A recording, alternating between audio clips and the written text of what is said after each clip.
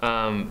my first year in the student development field has just been an incredibly rich year of learning for me, and as I look back and kind of think of some of the highlights, one of the things that really sticks out in my mind is this idea of where we find our confidence and acceptance. And I think as a new professional, that's especially challenging because we're only a couple years older than the people that we're working with, and just that temptation to try to seek our acceptance and our value in what our students think of us, and how that can become such a trap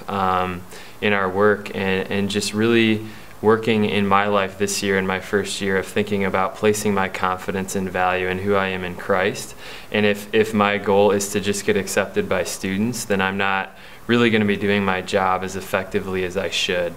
I've also thought and learned so much about how some of our most fruitful experiences that we're able to have with students are in the midst of a student making a mistake, a student going through a real significant struggle. It's been cool to look back and think that some of the students that I've gotten to know the most and have left with such a deep relationship with have been ones that I've got to know through a discipline process. And what that's taught me is that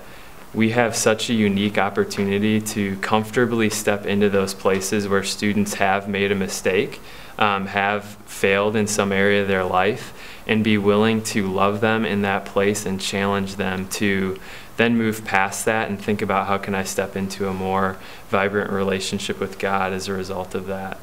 I've also thought a lot about this year about how God does desire to use me in big ways, but in the way that He has created me. And I think the challenge comes in